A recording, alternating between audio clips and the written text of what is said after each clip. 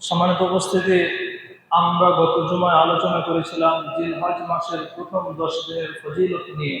জিলহজ মাসের প্রথম 10 দিনের ফজিলত অনেক বেশি।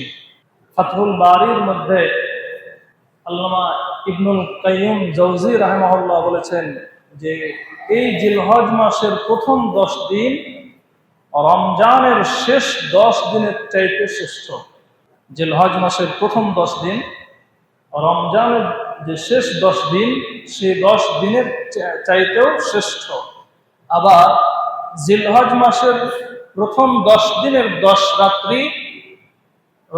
রাত্রির চাইতে রমজানের শেষ 10 রাত্রি শ্রেষ্ঠ। মানে রাত হিসাবে রমজানের শেষ দশকের রাত্রি শ্রেষ্ঠ। দিন হিসাবে রমজানের শেষ দশকের দিনের চাইতে জিলহজ মাসের প্রথম দিন 10 দিন শ্রেষ্ঠ। তো আল্লামা ইবনুল কাইয়্যুম জাওযী রাহিমাহুল্লাহ বলেছেন, ওয়াল্লাযী ইয়াযহারু আন্না আস-সাবাবা ফি ইমতিয়াজ আশরিন যিল হিজ্জা, যে জিলহজ মাসের প্রথম 10 দিনে মৌলিক ইবাদতগুলো একত্রিত হয়েছে। উনি বলছেন যে লিমাকানিন ইজতিমাই উম্মাহাতিল ইবাদাতি ফি, এই 10 দিনের মধ্যে জিলহজ মাসের মৌলিক, এই 10 দিনের ভিতরে আমলের বা ইবাদতের মৌলিক বিষয়গুলো এই 10 দিনের মধ্যে রয়েছে। যেমন উনি বলছেন যে ওয়াহিয়াস সালাতু, একটা হলো সালাত। তো সালাত অন্যান্য দিনে রয়েছে, জিলহজ মাসের এই 10 দিনও রয়েছে। ওয়াসিয়াম, অন্যান্য দিনে সিয়াম, রমজান ছাড়া নফল ইবাদত আপনি চাইলে রাখতে পারেন, চাইলে নাও রাখতে পারেন। তবে যদি আপনি সিয়াম পালন করেন তাহলে আপনার সব রয়েছে, আপনি সিয়াম পালন করলে প্রতিদান পাবেন। আর যদি না করেন, নফল সিয়াম যদি না করেন, গুনাহগার হবেন না, তবে করলে ভালো। রাসূল সাল্লাল্লাহু আলাইহি ওয়াসাল্লামের সুন্নাহ, রাসূল সাল্লাল্লাহু আলাইহি ওয়াসাল্লাম করেছেন, এজন্য আমাদেরকেও করতে হবে। তো ইবনুল কাইয়্যুম জাওযী রাহিমাহুল্লাহ বলছেন যে এই 10 দিনের মধ্যে একটা হলো সালাত, 2 নম্বর হলো সিয়াম। এই 10 দিনের আমল সিয়াম, মৌলিক আমল। এরপরে ওয়াস সাদাকা, এই জিলহজ মাসের প্রথম 10 দিনে রাসূল সাল্লাল্লাহু আলাইহি ওয়াসাল্লাম বেশি বেশি সাদাকা করতেন। এজন্য এটিও এই জিলহজ মাসের অন্যতম একটি ফজিলত। এরপরে উনি বলছেন যে ওয়াল হজ্জ, এবং হজ। ইসলামের যে সমস্ত মৌলিক ইবাদত রয়েছে তার মধ্যে হজ একটি গুরুত্বপূর্ণ ইবাদত। কেউ যদি অর্থ সম্পদ থাকার পরেও, মানে হজের সক্ষমতা থাকার পরেও হজ না করে তাহলে অবশ্যই গুনাহগার হবে। কেউ যদি হজের সক্ষমতা থাকে কারো, মানে হজ করতে পারবে এরকম তার আর্থিক সক্ষমতা রয়েছে, এখন যদি সে হজ না করে তাহলে অবশ্যই গুনাহগার হবে। আর এই যে হজ, এই বিশেষ একটি ইবাদত যেটি অন্যান্য দিনে নাই, অন্যান্য মাসে নাই, শুধুমাত্র এই জিলহজ মাসে রয়েছে। তাহলে এই জিলহজ মাসের প্রথম 10 দিনের এটি অন্যতম একটি ফজিলত যে এই 10 দিনের মধ্যেই হজ রয়েছে। ভাইরা আমার, তো এরপরে উনি বলছেন যে ওয়ালা ইয়াতাআত্তা যালিকা ফি গায়রিহি, এগুলো ছাড়াও আরো অন্যান্য ইবাদত রয়েছে। এই 10 দিনের মধ্যে আরো ইবাদত রয়েছে, যেমন তাকবীর পাঠ করা, আল্লাহু আকবার, আল্লাহু আকবার, লা ইলাহা ইল্লাল্লাহ, আল্লাহু আকবার, এই যে তাকবীরের যে শব্দগুলো রয়েছে এগুলো পাঠ করা। এরপরে তাহলিল, লা হাওলা ওয়ালা কুওয়াতা ইল্লা বিল্লাহ, এগুলো বলা। তারপরে তাহমিদ, সুবহানাল্লাহ, আলহামদুলিল্লাহ, ওয়া লা ইলাহা ইল্লাল্লাহ, আল্লাহু আকবার, এই জাতীয় যেগুলো দোয়া রয়েছে, জিকির আজকার রয়েছে, এগুলো এই 10 দিনের আমল। রাসূল সাল্লাল্লাহু আলাইহি ওয়াসাল্লাম এগুলো করতেন। ভাইরা আমার, এরপর রাসূল সাল্লাল্লাহু আলাইহি ওয়াসাল্লাম বেশি বেশি সাদাকা করতেন, এই 10 দিনের মধ্যে বেশি বেশি সাদাকা করতেন। তারপরে অন্যান্য ইবাদত রাসূল সাল্লাল্লাহু আলাইহি ওয়াসাল্লাম বেশি বেশি করতেন। বিশেষ করে এই 10 দিনের মধ্যে আরাফার দিন রয়েছে।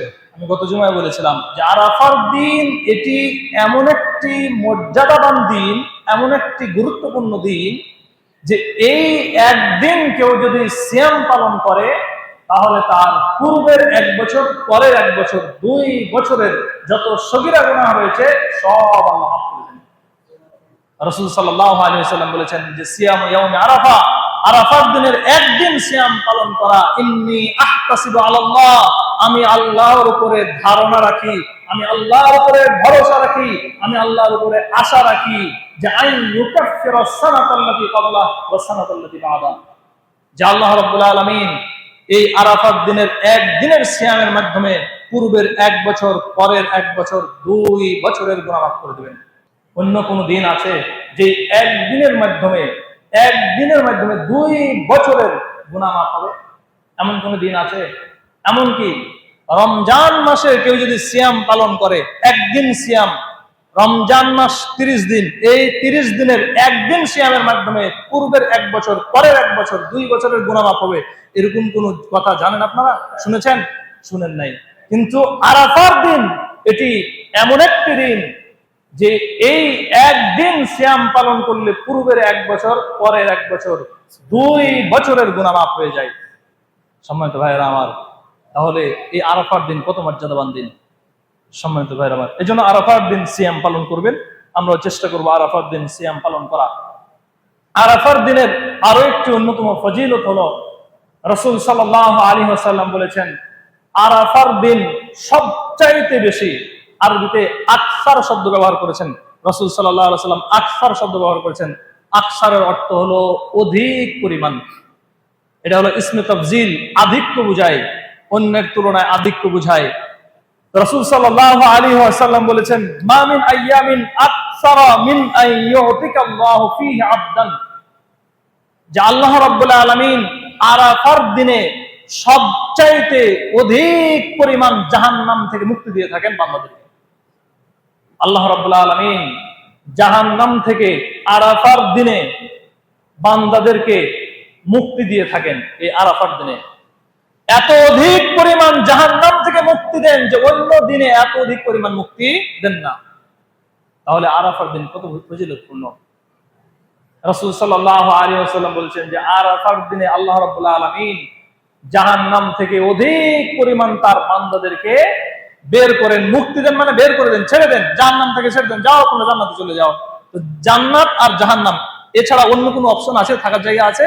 তো জাহান্নাম থেকে যদি বের করে দেন তাহলে কোথায় যাবে? জান্নাতে যাবে। জাহান্নাম থেকে ছেড়ে দিলেন তার মানে কোথায়? বর্ডার তো দুইটা, এটা হলো জাহান্নাম, এটা হলো জান্নাত। তো জাহান্নাম থেকে ছেড়ে দিলে কোথায় যাবে? জান্নাতে যাবে। তো রাসূল সাল্লাল্লাহু আলাইহি ওয়াসাল্লাম বলছেন যে আরাফার দিন আল্লাহ রাব্বুল আলামিন অধিক পরিমাণ তার বান্দাদেরকে জাহান্নাম থেকে মুক্তি দেন, মুক্তি দিয়ে জান্নাতে ঢুকিয়ে দেন।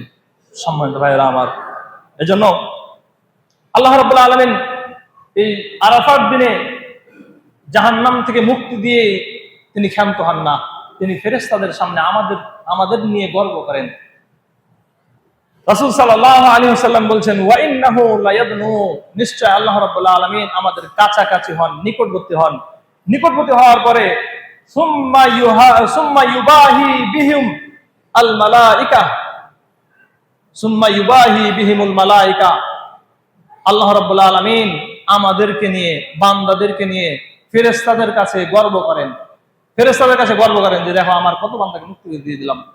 ফেরেশতাদেরকে গর্ব করে, ফেরেশতাদের সামনে আল্লাহ রাব্বুল আলামিন গর্ব করেন যে দেখো আমার কত বান্দাকে জাহান্নাম থেকে আমি মুক্তি দিয়ে দিলাম।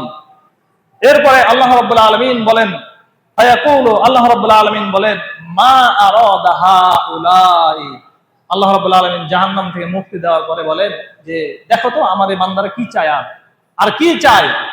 তো আল্লাহ রাব্বুল আলামিন যদি আমাদেরকে জাহান্নাম থেকে মুক্তি দিয়ে দেন, জান্নাতে দিয়ে দেন, আর কিসের চাওয়া থাকবে? চাওয়া তো এখানেই শেষ। জান্নাতে গিয়েছি মানে যত চাওয়া ছিল, যত পাওয়া ছিল সব এখানেই শেষ। তাহলে আরাফার দিনের এটি একটি সুন্নাহ, বা এটি একটু অন্যতম গুরুত্বপূর্ণ দিন এই কারণে যে আল্লাহ রাব্বুল আলামিন আরাফার দিন জাহান্নাম থেকে অধিক পরিমাণ তার বান্দাদেরকে মুক্তি দান করেন। আরাফার দিনের শ্রেষ্ঠত্ব বুঝায় হাদিস থেকে ভাইয়েরা আমার। এজন্য আমরা চেষ্টা করবো আরাফার দিন সিয়াম পালন করা। আরেকটা সুন্নাহর কথা আমরা বলেছিলাম, যেহেতু আজকে জিলহজ মাসের 2 তারিখ, আমরা বলেছিলাম যে যারা কুরবানি করবে তারা যেন এই জিলহজ মাস উপনীত হওয়ার আগেই নখ এবং চুল কেটে ফেলে। নখ, চুল বা শরীরে অন্যান্য পশম যদি কাটার প্রয়োজন হয় তাহলে যেন কেটে ফেলে। আমরা অবশ্যই আমল করেছি।